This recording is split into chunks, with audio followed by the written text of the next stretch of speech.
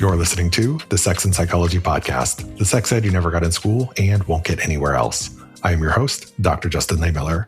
I am a social psychologist and research fellow at the Kinsey Institute and author of the book, Tell Me What You Want, The Science of Sexual Desire and How It Can Help You Improve Your Sex Life. In the last episode, we talked about how becoming a father can change a man's brain. In this show, we're diving deeper and discussing how fatherhood can change a man's sense of identity, his mental health, and his relationships. Fatherhood can bring profound meaning and connection, but it can also introduce new sources of stress, vulnerability, and conflict that we don't always talk about. So, how does becoming a dad change men psychologically? How often do men experience postpartum depression, and does it show up in different ways for them? What might men themselves gain from becoming more deeply involved in parenting? We're also going to dive into the implications of parental leave policies and discuss why it's important for all parents to have meaningful time with new children. I am joined once again by Darby Saxby, a clinical psychologist and tenured full professor of psychology at the University of Southern California. She has published over 80 scientific articles in peer-reviewed journals and secured major research grants from the National Institutes of Health and National Science Foundation. Her research focuses on the transition to parenthood, particularly the neural and hormonal underpinnings of fatherhood. She integrates neuroscience and psychology to explore how close connections shape health and well-being. Her latest book is titled Dad Brain: The New Science of Fatherhood and How It Shapes Men's Lives. This is going to be a fascinating conversation that you won't want to miss. Stick around and we're going to jump in right after the break. Are you looking for a space that celebrates diverse perspectives, explores new frontiers, and brings all of your favorite people together? The annual Sexological Conference, hosted by Sexual Health Alliance, is where sexuality leaders gather. This conference connects you with world-class experts, leading sexuality companies, and a community of like-minded, passionate, and welcoming professionals. You'll find your people at the Sexual Health Alliance Annual Sexological Conference this October. Get your ticket to be inspired, educated, and empowered. Note that this conference is open to anyone and everyone. Head over to sexualhealthalliance.com, select the Annual Sexological Conference page, and save your spot today. Okay, Darby. So in the last episode, we talked about how becoming a father can reshape the brain and body, but those biological changes are happening alongside an enormous psychological transition as well. So how does becoming a father change a man's identity? We know that for some men, fatherhood seems to bring a new sense of meaning and purpose, but it can also disrupt their previous sense of who they are. So what do we know about some of the psychological transformations that accompany becoming a dad? Yeah, so we know that becoming a dad is a really profound transformation for our sense of self. And when you ask both men and women, what are the most meaningful and important priorities in your life? At very similar rates, they will say, my role as a parent. And so people are sort of discovering this new role with responsibilities that, like you said, can both be really challenging and also really rewarding. There's some interesting research suggesting that if you look at time diary studies where moment to moment you're asking people, how much fun are you having?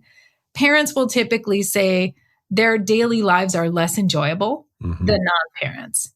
However, if you sort of zoom out and ask people, how satisfying is your life? How rewarding is it? It's frequently parents that will say they find a sort of greater sense of meaning and purpose from the parenting role. So I think that sort of perfectly encapsulates, right? Like the kind of mixed bag that can often come with parenthood. And there is this big identity reframe that I think we really notice and see in moms. And there are a lot of rituals for women around like the baby shower, or there's sort of these visible shifts that are kind of well documented for women. But there's a lot going on for dads too that doesn't often get talked about as much.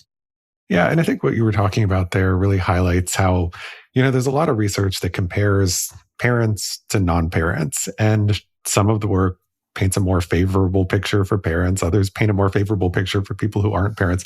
But it really depends on the outcome variable that you're looking at and the specific point in time where you're assessing this. And it goes back to something we were kind of alluding to in the last episode, which is that people kind of like to have these oversimplified narratives for how they talk about things like parenthood and so forth. But the reality is that it's complex. It's a mixed bag, like you said, that there are going to be some good things and some bad things. And, parenting in the transition to starting a family, I know for people is both rewarding and destabilizing at the same time. And it's something that you really have to figure out how to navigate and work through on your own. Yeah, 100%. And I think one way to think about it is anything that's worth doing is probably going to be hard and involve some sacrifice, right? Like the reward comes from the dedication, the commitment, but that doesn't mean that it's an easy transition. And I think to me, that helps make an argument for why, as a society, we want to think about how do we protect parents' time and space and sanity through policy like parental leave or workplace flexibility, right? Like, given how important it is to raise thriving young kids, that's a collective responsibility that I think we too often sort of like dump on the shoulders of individual parents. And it's no wonder that parents are then struggling kind of with that solo burden. Yeah. And we'll get into that more a little bit later, and this idea of parental leave being reduced to just a workplace benefit, right? I think there are other ways that maybe we as a society should think about it that might be more helpful and productive, but we'll talk about that a little more toward the end of the episode. Something I want to get into now, though, is the topic of postpartum depression, which is something we hear a lot about in mothers, but we don't hear much about the mental health of new fathers. So how common are things like depression, anxiety, and mental health difficulties among new dads? So the prevalence of depression and mood disorders in new dads is actually twice that of the general population of men. So it's surprisingly high considering that we really, like you said, don't often talk about perinatal mental health or postpartum mental health in dads. And so unsurprisingly, like we were just saying, there are a lot of challenges around becoming a parent in terms of your sleep getting scrambled, your relationships, maybe there are new areas for conflict. We just talked about some of the identity changes that for a lot of people just really feel destabilizing.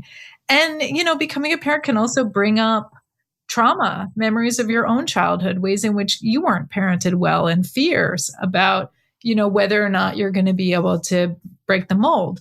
And of course, the brain and hormone changes that we talked about in the last episode, all of those things work together to kind of inflict mood disorder risk. That doesn't mean that every dad or every mom is going to get depressed. Like this is still, the rate is about 10%. So this is not a universal, I don't want people to think like it's an inevitable side effect of parenthood, but it is something that's worth paying attention to and trying to take some steps to prevent. Yeah, and it's one of those things where we don't talk about it, but in actuality, it's much more common than people might think. But I think a lot of men are very reluctant to talk about their mental health struggles and also to seek help for it. And so I think a lot of guys who experience this just kind of suffer in silence because there's that, sort of perceived masculinity threat to seeking help and seeking mental health care. And so I think that's why having open conversations about this topic is important because we need to normalize it, to open the door to getting help when you need it. 100%. Yeah, there is, I think, a really big stigma, and there's plenty of evidence suggesting that men are less likely to seek mental health help than women, not just in early parenthood, but really across the whole lifespan. And as a result, we can sometimes undertreat male distress. And oftentimes when men are depressed, it can sort of get covered up through substance abuse. Mm-hmm. Or, there's the phenomenon of what people call suicide by cop, right? Which is sort of like, getting involved in very self-destructive activities. And this is important when we talk about postpartum or perinatal depression. Also for men, the symptoms can show up in different ways. So this is one reason that it's often missed. So it's not always just sadness and tears. It can be irritability. It can be withdrawing from the family, avoiding the baby. Sometimes even hyper focus on work or gaming, like other pursuits like escape and avoidance. Men may not even recognize, and their partners may not recognize, that there's a real mental health problem. They might just think to themselves, I'm a really bad dad, or I'm not cut out to be a father. When in fact, there might actually be a treatable problem that's happening with them and their mental health. Yeah, I think that's such an interesting and important point because I think a lot of people would assume that if you've got a father who's withdrawing shortly after the birth of a child, that yeah, he's a bad person or there's something wrong with him. And it could be that that's the case. Maybe he is a terrible person, but it could also be that that behavior is masking some underlying depression or anxiety that he didn't know he was going to experience, right? Because it's one thing like to go through the process of pregnancy and be preparing for the birth of a child. It's another when it becomes real and you actually have that kid and you suddenly have responsibilities and everything about your life changes. And so it makes sense that you can have these big changes in mental health that happen following childbirth just because so much about your life just is upended in a short period of time. Completely. Yeah, it's terrifying and it kind of rocks your world. And I do wonder, the phenomenon of father absence, like dads who just aren't involved in their children's lives, how much of that might just be driven by unrecognized, undiagnosed mental illness, right? Yeah. And you're right. Sometimes the simple answer is, he's just not a great person. But I think there's frequently a lot more going on that we don't totally appreciate that might have been preventable or treatable. Yeah, totally makes sense. So having a baby can be a major stress test for a romantic relationship. And we see in research that relationship satisfaction often declines during the transition to parenthood. And, intimacy often changes pretty dramatically as well, where couples might stop having sex for a prolonged period of time for various reasons, recovery from childbirth and so forth, but also lifestyle changes and so forth. In terms of like the relationship changes that happen, like, do you have anything from the research that you can talk about in terms of how couples can more successfully navigate some of that as they're navigating that transition to parenthood? Yes, totally. And I think even just recognizing that the transition to parenthood can be a big occasion for relationship quality to decrease. And that's so well known across the research literature that, forewarned is forearmed, right? So if you know that this is going to be a risky time, you can sort of like prepare and think about that with your partner even before birth. So I think having an open line of communication is really important.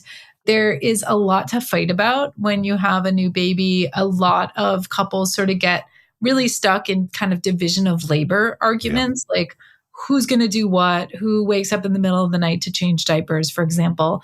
It can be really helpful to have some conversations and try to sort of like plan out what is everybody's ideal before the baby comes so that these arguments aren't happening on the fly in the middle of the night when everybody's totally cranky. So I think that's one thing that can be really helpful for couples is just like try to take advantage of that window before birth to improve communication, talk about values, talk about goals and plans so that you have a little bit more of an understanding before the baby comes because the baby's going to introduce just a lot of distraction and stress. I also think like to whatever extent couples can try to preserve date nights, time together, like some things are going to fly out the window a little bit in new parenthood, but like little babies are really portable. My husband and I used to just like put our newborn in a car seat and take him out to a fancy restaurant and he would sleep, on the table. So to whatever extent you can be creative or have friends that we did a babysitting swap with friends where we'd take their kids a night, they'd take our kids for a night, like be creative, use your community and try to make sure that you still have time together as a couple.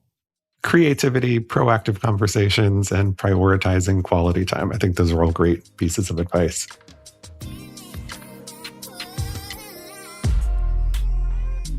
I have tried a lot of skincare products over the years, but OneSkin is the one I keep coming back to. I've been using their OS1 face moisturizer and eye cream, and what I've noticed over time is that my skin is smoother and softer, and it looks more even. It wasn't something that happened overnight, but the longer I've used it, the more I've noticed the difference, and the more that other people have too. I've been getting a lot more compliments lately on how my skin looks. One of the things that initially drew me to OneSkin was the science behind it. OneSkin wasn't founded as a traditional skincare company. It was started by 4 PhD longevity scientists who were studying the biology of skin aging, and they discovered that a lot of popular anti-aging products were really targeting the visible signs of aging rather than what was happening underneath. After years of research and testing more than 900 peptides, they developed OS1, a proprietary peptide that's been shown to address a leading driver of visible skin aging. It's now the foundation of every OneSkin product. OneSkin's results are backed by 4 peer-reviewed clinical studies and more than 10,000 5-star reviews, and they've been recognized by Bloomberg and Fast Company as a leader in skin longevity. Born from over 10 years of longevity research, OneSkin is helping you unlock your healthiest skin now and as you age. For a limited time, try OneSkin with 15% off using code JUSTIN at oneskin.co/Justin. That's 15% off at oneskin.co with code JUSTIN. And after your purchase, they'll ask where you heard about them. Please support the show and tell them we sent you.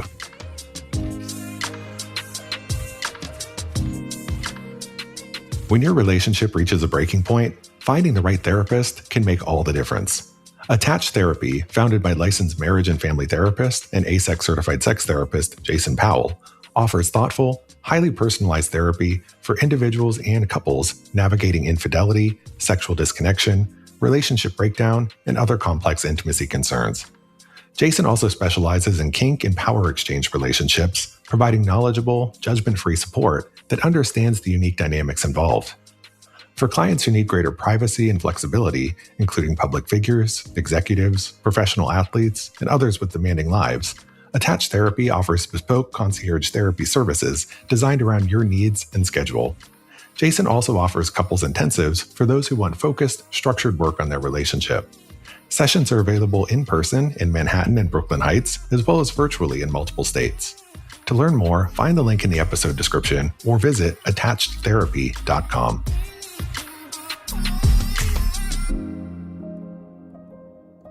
One of the biggest sources of tension after having a child, as you mentioned, is the division of labor, but not just in terms of who's changing diapers or doing the dishes, but who's carrying the mental load of anticipating what needs to be done. So in heterosexual relationships, is there evidence that couples fare better when fathers see themselves as equal caregivers rather than as somebody who is just, quote unquote, helping the mother? Yeah, I mean, I say this in the book, like he's not babysitting, he's parenting, right? Like I think there's often this idea that, oh, I have to ask my husband to help, or maybe he can babysit for a night. It's like, no, you are both parents.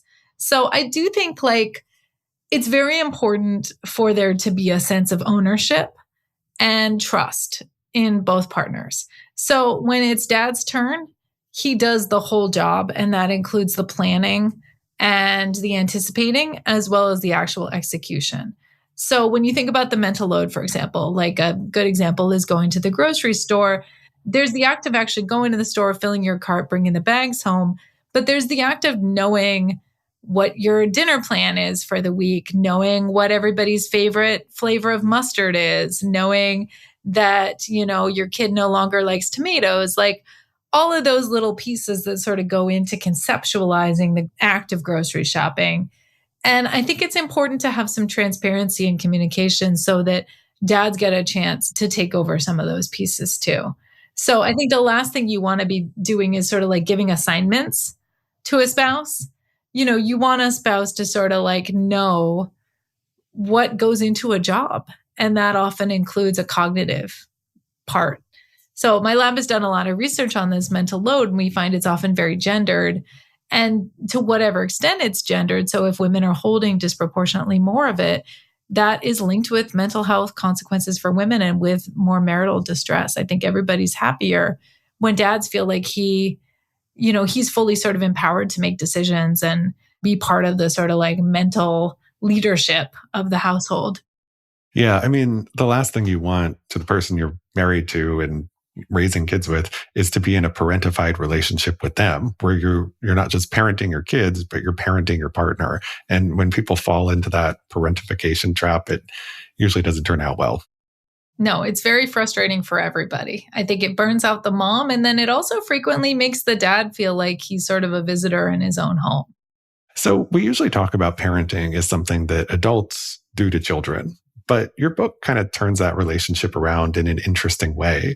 So how do babies and children shape fathers? You know, is fatherhood best understood as a relationship in which the child is continually changing the parent too? Absolutely. Yeah, I love the way you just framed that. So it's like, you know, I think so often in child developmental psychology, we focus on what's going on with the infant and the child as they develop. And that's a super fascinating field of study. I'm interested in how parents are being transformed. Mm-hmm. And so there's really like a process of developmental psychology that is being undergone by parents as well. They're engaging in a whole new set of skills and a whole new set of learning opportunities. And one thing I try to stress in the book is that many of the things we learn as parents are transferable skills. So you may find that helping survive your kid's tantrum is actually really good preparation for managing a team at work, for example. Mm-hmm. So, there are things that your child will teach you that you will be able to use in other domains. Yeah, I love that way of thinking about it, that there are transferable skills here. And, and it makes sense that if fatherhood is changing you in all of these profound ways and helping to create more bonding and empathy and so forth, that then that might have spillover effects into other areas of life. But I think all of this raises much bigger questions about things like parental leave, which we alluded to a little bit earlier. If actually spending time caring for a baby helps build the dad brain, then parental leave is far more than just a workplace benefit, right? We're talking about something that has broader sociocultural implications if we're talking about allowing time for dads to really invest in caring for their kids from the get-go. Yeah, exactly. We so often talk about it just as sort of like, leave helps people participate more in the workforce. And that's really only, I think, a small part of why it's valuable. I think it's valuable for kids to get more proximity to their parents in early life. And it's really valuable for parents to have some time to rest and recover and bond. And also just like for dads, especially to develop that skill set in baby care that builds the parenting brain and body. And in the States, we are really an outlier in terms of where we sit in the policy landscape. So we are the only wealthy industrialized country, really the only industrialized country across the board that doesn't have universal paid parental leave for moms and dads. So the amount of time that US parents take off after birth is tiny compared to what's normative in lots and lots of other countries. And I think that puts our families at a disadvantage. So can you give us any examples of like what are other countries doing in terms of like how long do they get paid leave when they have a new child? And how is that different from people here in the States? Like how much time are we taking off here on average? Yeah. So there was one study that was done in the States that found that something like a quarter of new moms are only taking a couple weeks off after birth. So our leave taking tends to be really stratified by class, by educational attainment, and by job type. So, even when people have access to unpaid leave, or maybe they're lucky they have paid leave through their employer, that frequently leaves out gig workers, shift workers, delivery drivers, people that are doing rideshare, right? Like there's a big slice of the economy that doesn't get that leave because it's not universal. So in the book, I talk about in Scandinavia, like in Finland was the first country to try this. They created like a nudge program to incentivize dads to take leave. They offered a certain amount of leave to the couple, and some of it was earmarked specifically for dad. So if he didn't take the leave, it kind of disappeared and the couple lost the benefit. And that had a big impact because it sort of normalized and destigmatized leave taking for the dads. So, rates of paternity leave taking went way up. And that has since been tried. That same kind of nudge type of incentive program has since been tried in other countries. So Canada, I think Denmark just recently adopted a policy like that, Spain. And it seems to be effective in helping sort of make it easier for men to take time off without necessarily getting the fallout, like the blowback from their employer, because it's like everybody does it. I think vacations from work should be mandatory, like that you don't get credit for like returning vacation days. Like, well, you haven't used them. You have to take some time off. Like, I think it's a good thing for us to have these leave periods, whether we're talking about vacation time or whether we're talking about parental leave, so that we can at least disconnect from work for a while and focus on what's important to you and focus on your family for people who are raising kids. And so it's one of those things where I think the incentive structure often just isn't aligned, where I know there are some people who feel like they can't afford to take time off or they want to work extra time on holidays and vacations because they just need the money. But there are also a lot of people who I think feel like there's something noble about like showing how committed they are to their job by foregoing leave when they could have taken it. But I think, yeah, we need to kind of shift that cultural conversation there to really normalize like, hey, it's okay for parents to take leave, and all parents involved should take some leave in these situations. Totally. Yeah, I think we sort of have this ideal worker trope in the US where we see selfless dedication to your job as this kind of like ultimate achievement for an employee, like the person that's returning emails late at night or working on the weekends.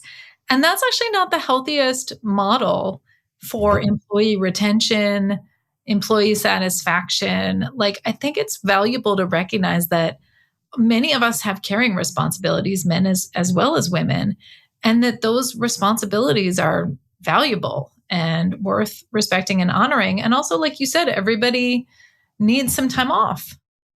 So something I've been thinking about is, what does it even mean to be a good dad, right? And I think there's been a major cultural shift here in terms of what we expect from fathers. You know, I think today being a good dad often goes along with being emotionally present and being very deeply involved in caregiving in everyday ways. But in previous generations, that wasn't necessarily the case. So I wondered if you could talk a little bit about just sort of how the idea or expectations of what it means to be a good dad has changed over time.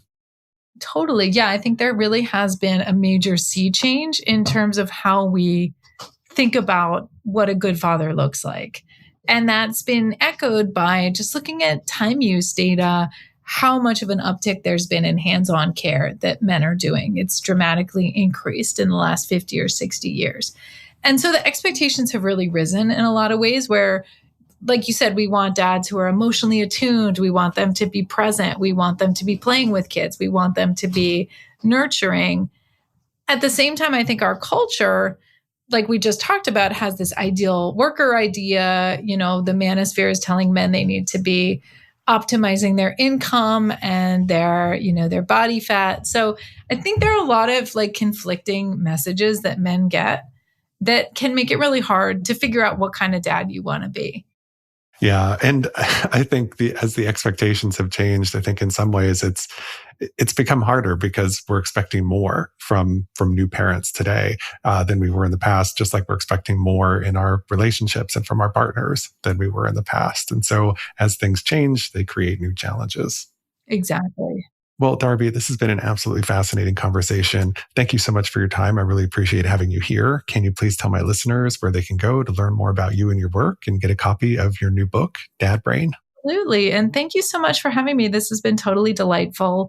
So the book is called Dad Brain, The New Science of Fatherhood and How It Shapes Men's Lives. You can find it wherever books are sold. And you can also check my website, darbysaxby.com, for more information about the book and about events. Great. And I'll be sure to include links to all of that in the show notes. Thank you again for your time. I really appreciate having you here. Thanks. Thank you for listening. To keep up with new episodes of this podcast, visit my website, Sex and Psychology, at sexandpsychology.com, or subscribe on your favorite platform, where I hope you'll take a moment to rate and review the show. If you listen on Apple Podcasts, please consider becoming a Sex and Psychology Premium subscriber to enjoy ad-free listening for just $3.99 a month. You can also follow me on social media for daily sex research updates. I'm on Blue Sky and X at Justin Lehmiller and Instagram at Justin J. Lehmiller. Also, be sure to check out my book, Tell Me What You Want. Thanks again for listening. Until next time.